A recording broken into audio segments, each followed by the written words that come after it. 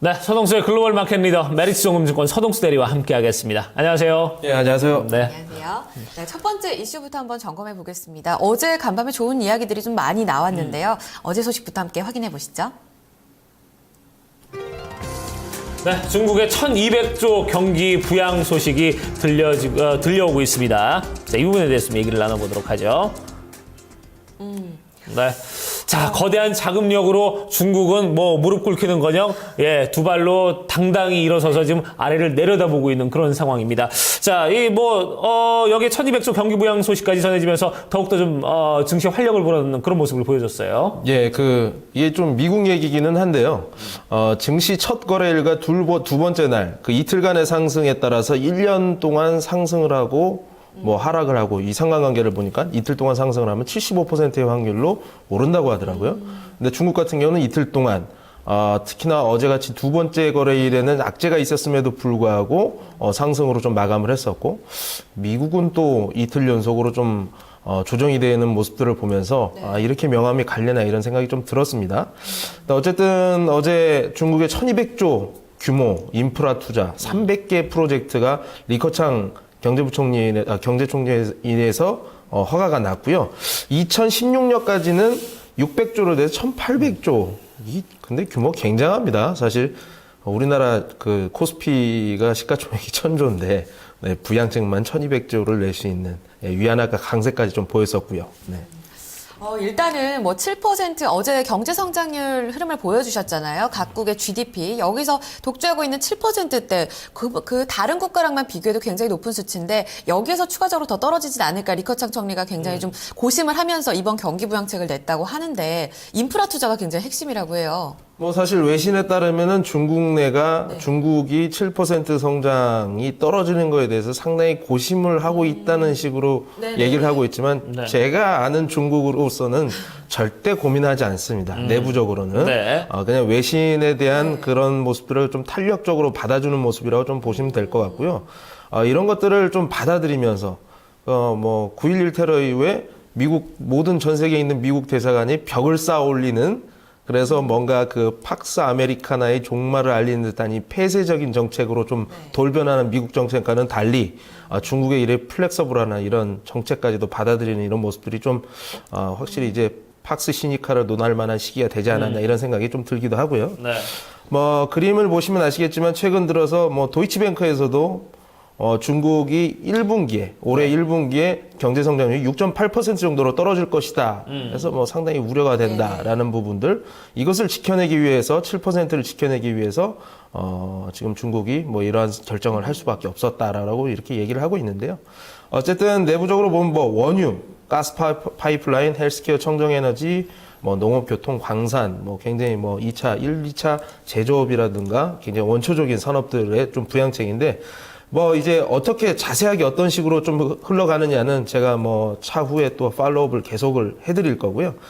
이러한 것들은 그림을 보시면 아시겠지만 중국 PMI를 보시게 되면 서비스업 PMI 같은 경우 54.1%로 그런 대로 괜찮습니다. 회색으로 나타난 거고요. 그리고 빨간색 줄로 나타나는 것은 제조업 PMI인데 50.1이라 상당히 좀 부진한 상황이라고 보여지고 있습니다. 이런 것 때문에 좀 나오지 않았나 좀 보고 있습니다. 자, 그렇게 되면은 이제 지금 제조업과 좀 서비스업이 조금 다른 명암을 좀 보이고 있거든요. 근데 확실히 좀 중국이 지금 제조업보다는 좀 서비스업으로 좀 많이 옮겨가고 있는 그런 추세가 지금 그래프를 봐도 확실히 보입니다. 그러면은 분명히 좀 제조업 지수나 아니면 이제 성장률에 좀 제조업에 맞춘다기보다는 서비스업 쪽으로 본다면은 이런 부분이 좀 크게 우려할 바는 아니지 않냐 이런 생각이 한편으로 또 드네요. 예, 맞습니다. 아무래도 GDP에서 가장 크게 차지하고 있는 것들이 이제 3차 산업 비중 자체가 2차 산업을 넘어선 지 2012년이니까 이제 3년 차에 이르죠. 이렇게 된 상황에서 그다지 큰 우려는 없어 보입니다만 또 외신에서 이렇게 내관인 제조업 관련된 것들을 우려들을 좀 보내줄 수 있는 것들, 심리적인 부분들이 굉장히 경제적인 부분에서는 굉장히 중요하거든요. 그렇기 때문에 이런 것도 좀 작용을 할 수 있다라고 좀 보여지는데, 옛날 같은 경우는 2000년도 초반에 중국에서 경기 부양을 한다고 그러면 우리나라 산업재 소재들이 움직이는 모습들을 보여줬었지만 최근 들어서는 완전히 이제 동조화를 못 보이고 있는 상황이죠. 중국한테 나가 떨어졌습니다, 사실. 그래서 이런 것도 좀 상승 연결 좀 불가할 것이라 좀 보고 있고요.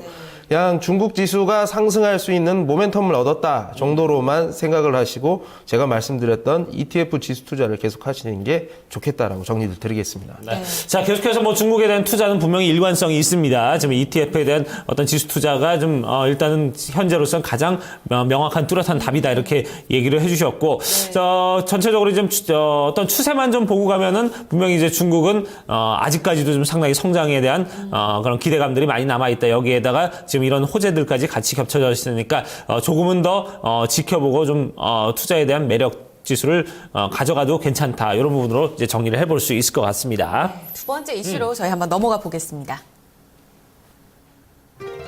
네, 간밤 미국 시장 점검해 보겠습니다. 새해 연초부터 계속해서 급락 장세가 이어지고 있습니다. 네, 미국 시장의 발목을 잡았던 게 유로존 위기도 있었고 최근에 들려오는 소식, 특히나 간밤에는 50달러가 이제 무너졌어요. 국제 유가. 이 부분에 대해서도 점검을 좀 해봐야 될 것 같습니다. 크게 우려하지 말자 이런 쪽도 이야기가 있는데 외신에선 좋지 않은 이야기도 있었어요. 대리님 어떻게 보셨나요? 아무튼 지금 미국 시장은 뭐 악성 뉴스들이 판을 치는 시장이다라고 좀 보시면 될 것 같고, 뭐 유가, 그렉시트부터 시작해서 뭐 미국 증시에는 뭐 스몰캡들이 가장 큰 폭으로 떨어졌고 중국에서는 어제 스몰캡이 상당히 많이 올랐었거든요. 그렇죠, 예. 예. 그래서 이런 것들이 나오는데 뭐 그렇다고 해서 지금 저는 판이 깨지는 상황은 아니라고 좀 보고 있습니다. 네. 사실 아까 얘기를 해주셨을 때 이 첫 단추, 새해 첫 증시를 어떻게 꿰매느냐가 그 연초의 수익률을 좌지우지할 수 있다 이런 얘기를 또 해주셨거든요. 그 때문에 굉장히 불안감이 좀 커진 상황이에요. 국제유가가 40달러까지 또 떨어질 거다 이런 이야기들도 같이 나오는데 외신에서는 지금 미국 증시 어떻게 좀 보고 있을까요? 뭐 외신에서는 일단 뭐 굉장히 혼재가 되어 있습니다. 좋은 시절이 끝났다. 빌 그로스 이제 채권왕, 미국의 채권왕 이제 이분이 42년생인가 아무튼 미국 완전 왕형인데 채권 투자의 왕형인데 예. 좋은 시절이 끝났다 했는데 제가 무릎을 탁 쳤습니다. 우리는 좋은 시절이 없었기 때문에 괜찮겠구나 이런 생각이 예. 장난이고요. 예. 이제 딴 쪽에서는 근데 제가 봤을 때 빌 그로스 이분이 예. 오늘 이번에 금리 상승을 앞두고 있는 시기이기 때문에 굉장히 많은 패턴들이 바뀔 수 있다라는 경고의 메시지라고 좀 보여지고요. 본인이 이제 핑코에셋에서 떠나면서 작은 회사로 가서 약간 마케팅성도 제가 봤을 때 노이즈 마케팅도 좀 어느 정도는 있는 것 같아요. 그래놓고선 뭐 좋은 시절 끝났다고 그래놓고선 그래도 주식을 투자해야 됩니다. 이런 식으로 말씀을 하셨더라고요. 그래서 완전히 뭐 부정을 하는 건 아닌 것 같고, 또 다른 애널리스트 같은 경우는 소와 곰의 리밸런싱 싸움이다. 상승이 수반됐기 때문에 약간의 조정은 어쩔 수 없다. 큰 변동성을 수반을 하긴 했지만 1분기 GDP가 그래도 상대적인 높은 수준을 분명히 나올 것이다라는 얘기 때문에 미국의 펀더멘털 여전히 강하다. 다시 추세를 복귀할 수 있다라고 얘기를 했었습니다. 뭐 주요 지표도 약간 좀 작용을 했었는데 네. 그림 첫 번째 그림 보시면 아시겠지만 이제 팩토리 오더 같은 경우는 6개월 내 최저치 0.7%가 떨어지는 모습들 이런 것도 좀 악영향을 줬던 것 같고요.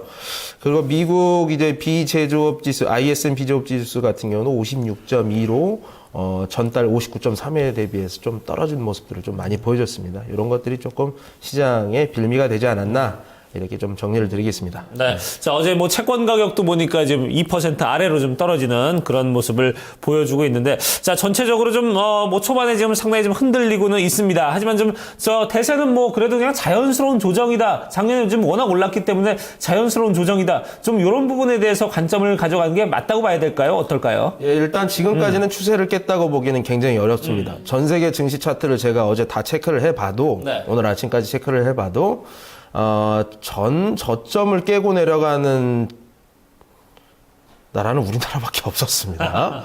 그 좀 분위기 못 맞추는 데는 굉장히 좀 일가견이 있는 한국 시장인데, 네. 좀 다른 타국들이 좀 추세를 깨지 않았기 때문에 일단 한국 시장에 대해서 너무 부정적으로 바라보실 필요는 없을 것 같습니다.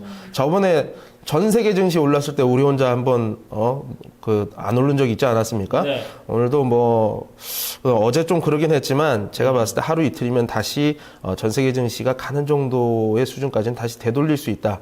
저 어제 말씀드린 대로 10,000원 이하 10,000원 언저리에서 그러니까 1030원에서 9,990원까지 믿을 수 없는 가격에 코덱스 레버리지를 제가 매수를 했습니다. 오늘 조금 밀릴 수 있다고는 봐요. 밀릴 수 있다고는 보는데 이 정도 단에서 매수를 들어가는 게 맞다고 저는 생각이 들고요. 네. 주식을 하실 때에는 판이 깨지기 전까지는 자신감을 가지고 이런 때 기회로 삼으시면서 매수를 들어가야 됩니다. 물론 여기에서 한 2, 3%확 무너져 버리는 이런 흐름들이 나오게 되면 손절을 짧게 치기는 해야 됩니다. 하지만 오늘 좀 이용을 하셔서 한 7%, 8% 정도의 수익률을 낼 수 있는 코덱스 레버리지 매수를 권고를 드리겠습니다. 네. 어제 보니까 이제 기관들은 이제 코덱스 레버리지 이제 사들이기 시작했는데, 글쎄요, 좀, 오늘까지는 좀 어떤 조정의 여지는 있다. 하지만 요 이후에 좀 반등을 노려볼 만한, 그런 부분에 대한 포인트는 맞춰볼 만하다. 이렇게 짚어주셨습니다. 네, 여기까지 두 가지 이슈 정리해 보도록 하겠습니다. 메리츠 종금증권 서동수 대리 이야기 함께 나눴습니다. 말씀 고맙습니다. 네, 감사합니다.